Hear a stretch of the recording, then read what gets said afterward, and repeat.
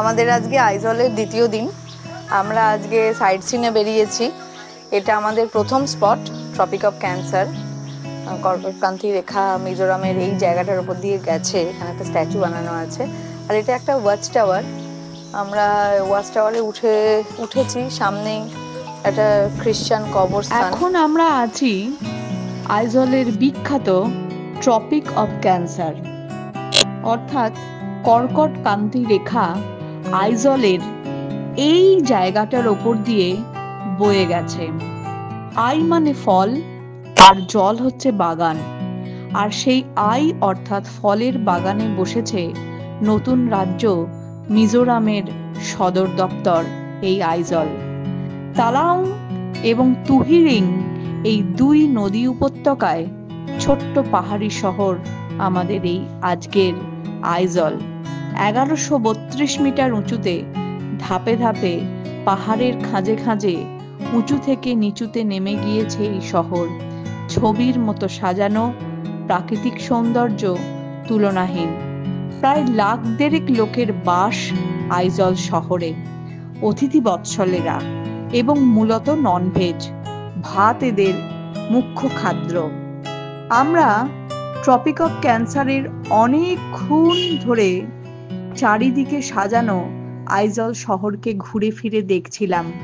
একটা পাশে ওয়াচ টাওয়ারও ছিল, সেখানে উঠেছি, নেমেছি, রাস্তা দিয়ে হেঁটেছি, থমকে দাঁড়িয়েছি প্রাকৃতিক সৌন্দর্যে।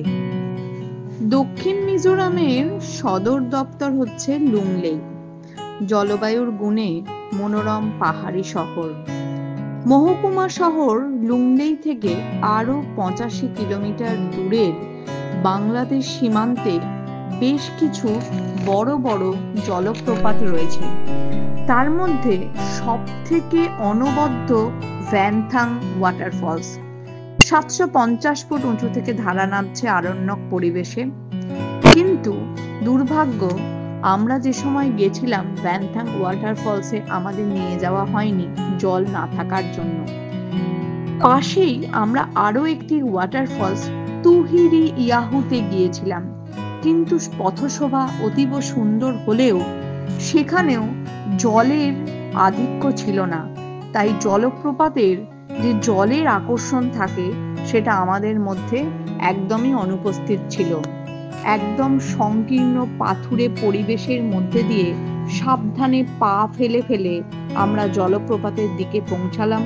সঙ্গে ছিল মশার উপদ্রব আর ছিল জোঁক। খুব সাবধানে, খুব সন্তর্পণে আমাদের যাদের বয়স কম একমাত্র তারাই গিয়েছিলাম।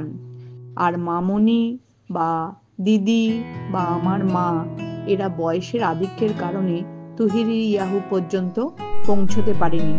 তবে এখন সংকীর্ণ হলেও বর্ষাকালে এর কিন্তু যৌবনশ্রী মন মাতায় মানুষের। তখন তার জলের অট্টরোলে মানুষ অনেক বেশি পরিতৃপ্ত হয় জলপ্রপাতের রূপ দেখে।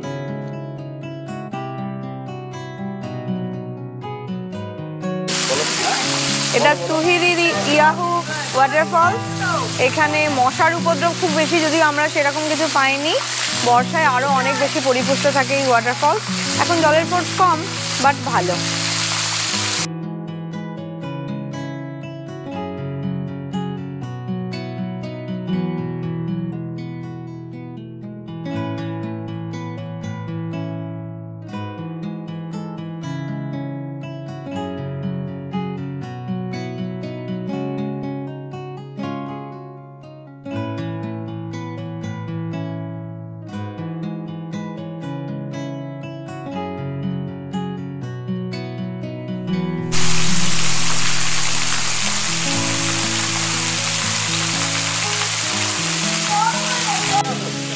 বাবিকে ওইখানে ডালটায় বসিয়ে দেবো। এইটা আবার কি হলো, এত বড় হয়ে গেল কি করে? তোরা কে? দাদা আর ভাই। হয়ে গেছে বাবা। এবার গন্তব্য মিজোরামের বিখ্যাত ভিউ পয়েন্ট মিজোরাম তথা আইজলের ভিউ পয়েন্ট বলাই ভালো। মনোরম প্রকৃতির মাঝে বর্ণময় সংস্কৃতির দেশ এই মিজোরাম। প্রকৃতি অতি নিপুণ হাতে সুন্দর করে সাজিয়ে তুলেছে মিজোরামকে। উপর থেকে দেখলে দেখা যায় প্রাকৃতিক সৌন্দর্যের তুলনা হয় না এর। তবে নিদারুণ জলাভাব রয়েছে সারা মিজোরামে। প্রতিটি বাড়িতে নল নেবেছে টিনের চাল থেকে রিজার্ভারে। বৃষ্টির জল সঞ্চয় করে রাখে এরা, সেই জলেই চলে সারা বছর। বনজ সম্পদেও খুবই সমৃদ্ধ এই মিজোরাম। আমরা ওয়াচ টাওয়ার থেকে যত দূর দেখা যায় শুধু সবুজের সমারোহ দেখলাম।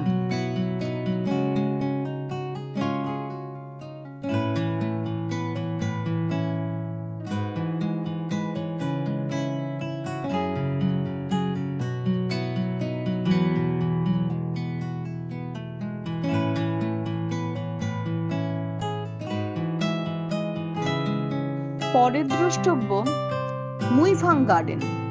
মুইফাং গার্ডেন অনেকটা আমরা উত্তরাখণ্ডে যখন রানীক্ষেত গিয়েছিলাম সেই রানীক্ষেতের একটা সবুজের গালিচা যেরকম হয়, রানীক্ষেতের গল্ফ কোর্সের সবুজের গালিচার সঙ্গে এই মুইফাং গার্ডেনের অনেকটা সাদৃশ্য দেখা যায়। দিগন্ত বিস্তৃত সবুজ উত্তরীয় পেতে দিলে যেরকম লাগে ঠিক সেই রকম আমরা নিজেদের মতো করে এখানে গড়াগড়ি খেলাম, ধরাধরি খেললাম, ছোঁয়াছুঁই খেললাম। মনে হলো সেই বাল্যকাল একবার ছুঁয়ে গেল আমাদের প্রত্যেককে।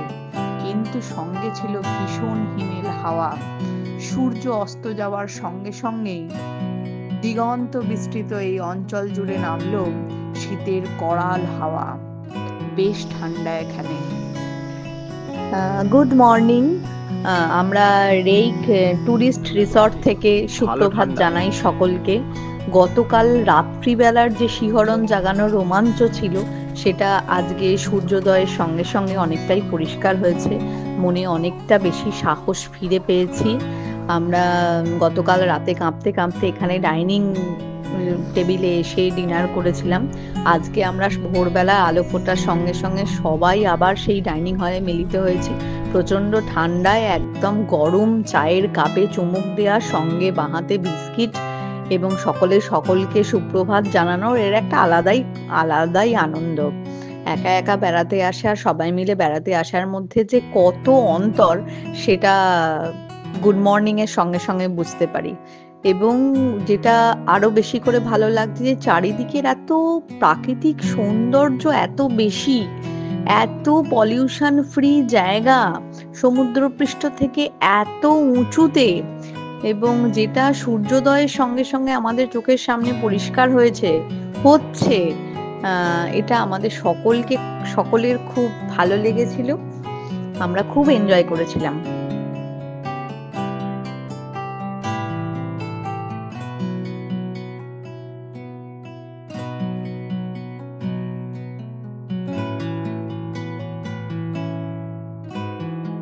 এবারের আমাদের গন্তব্য মিজো ভিলেজ। মিজো গ্রাম বলতে ভারতের মিজোরাম রাজ্যের গ্রামীণ জীবন এবং সেখানকার মিজো সম্প্রদায়ের গ্রামগুলোকে মোটামুটি ভাবে বোঝানো যায়। কিন্তু আমরা রেইক থেকে এই যে মিজো ভিলেজে এসেছি এটা কিন্তু পরিত্যক্ত। এটা বহুদিন আগের ব্যবহৃত ভিলেজ বা গ্রাম। এখন এখানে কোনো মিজোদের অস্তিত্ব নেই। এটা এখন ভগ্নপ্রায় অবস্থা এবং এটা অতীতের সেই ভয়ঙ্কর সমাজ জীবনের একটা অভিশাপ স্বরূপ উদাহরণ হিসেবে পর্যটকদের মনে শিহরণ জাগায়। মিজোরাম পাহাড়ে বসবাসকারী মানুষের দেশ নামে পরিচিত এবং এখানকার গ্রামগুলো তাদের প্রাকৃতিক সৌন্দর্য, সংস্কৃতি এবং ঐতিহ্যবাহী জীবনযাত্রার জন্য বিখ্যাত। মিজোরামের গ্রামগুলোতে ঐতিহ্যবাহী ওষুধ ব্যবহার করার প্রচলন আগে যেমন ছিল এখন সেগুলো অনেকটাই ক্রমহ্রাসমান। মিজোরামের গ্রামগুলো মূলত মিজো সম্প্রদায়ের মানুষের ঐতিহ্যবাহী জীবনধারাকে ধারণ করে থাকে। এই গ্রামগুলোর জীবনযাত্রা আধুনিকতার পাশাপাশি ঐতিহ্যকেও বহন করে চলেছে এবং আমরা বেশ কিছু পরিত্যক্ত মিজো গ্রামের সেই ঘরের মধ্যে গিয়েছিলাম এবং সেখানে দেখেছি যে কিভাবে আদিবাসীরা জন্তু জানোয়ারদের শিকার করত এবং তাদের সেই কঙ্কাল তারা সেই ঘরের মধ্যে প্রতিস্থাপন করত, যার মাংসগুলো তো সবই কালের প্রভাবে নষ্ট হয়ে গেছে, কিন্তু মাথার শিং, চিবুক, মাথার খুলি, দাঁত এগুলো কিন্তু ভয়ঙ্করভাবে তখনকার মানুষদের একটা নৃশংসতার ইতিহাসকে বহন করে চলেছে, যা আমরা দেখেছি এবং শিহরিত হয়েছি। এবং সর্বোপরি আরেকটা কথা না বললেই নয়, এবং এই গ্রামের শেষে আমরা দেখেছি যে বিধবাদের কিরকম কষ্টকর জীবনযাত্রা ছিল। তা থেকে আমাদের মনে এই ধারণা হয়েছে যে ভারতবর্ষে প্রায় সমগ্র ভারতবর্ষেই বিধবাদের কিন্তু জীবনযাত্রা খুব একটা সুখকর ছিল না, এবং এখানেও তার ব্যতিক্রম নয়। গ্রামের শেষে বিধবাদের জন্য থাকার একটি ছোট্ট ঘর, এবং সেটা আলো বাতাসহীন, কোনো রকম জানালা নেই, এবং তাদের এক ঘরে করে রাখা হতো, এবং সমাজের মূল গ্রামের সঙ্গে তাদের কোনো যোগাযোগ ব্যবস্থা ছিল না।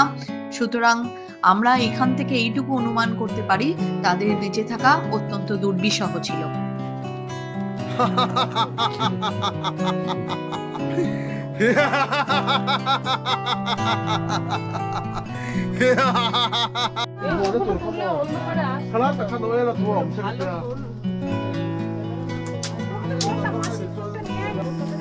এইটা একটা মিজো ভিলেজ। আমাদের কাছে চাবি ছিল না, দাদা চাবি নিয়ে এলেন। খুব সুন্দর, এটা একটা রাজার বাড়ি। উনি যা সব শিকার করেছিলেন সেই মাথাগুলো এখানে টানানো আছে, মাংসগুলো খুলে পড়ে গেছে, বাট হাড়গুলো আছে। হ্যাঁ,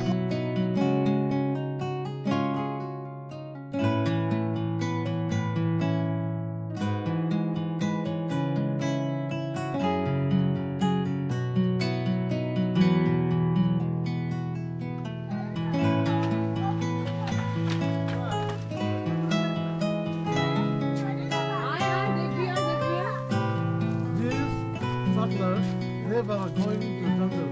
He only stay here. He's making salt. So, and in the month of December, January, they'll come every house. They are given paddy, rice. No, they are giving him. They never go for jungle.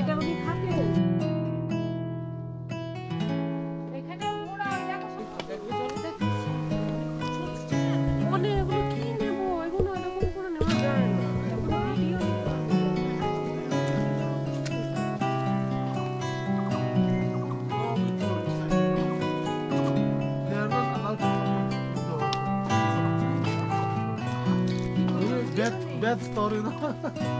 কোনো window নেই, মানে they are neglected in every society. কি বিধবা? And that room? That room? Normal person. Normal person.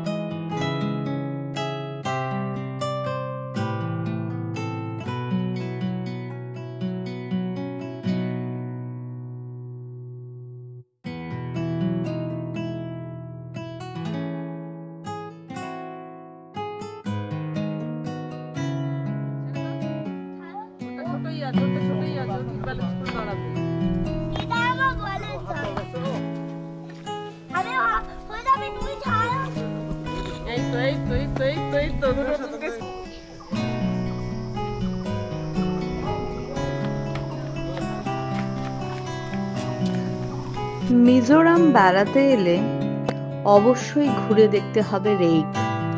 আমরাও তাই তার ব্যতিক্রম নই। এটি হলো মিজোরামের সর্বোচ্চ পর্বতশৃঙ্গ। এখান থেকে মিজোরামের রাজধানী আইজল সহ বিস্তীর্ণ এলাকা চোখে পড়ে। সঙ্গে মন প্রাণ জুড়োনো প্রাকৃতিক সৌন্দর্য তো রয়েইছে। এছাড়া পাওয়া যায় ট্রেকিংয়ের ছোট ছোট সুবিধা এবং আনন্দ। ছোট ছোট গ্রাম, সঙ্গে প্রকৃতি, নানা প্রজাতির পাখি, সব মিলিয়ে রেইক এক অন্য রূপে ধরা দেয় পর্যটকদের চোখে। আমরাও তার ব্যতিক্রম নই। আমরা প্রত্যেকে, যাদের বয়স কম, তারা লাইন দিয়ে রেইকে ট্রেকিং শুরু করি।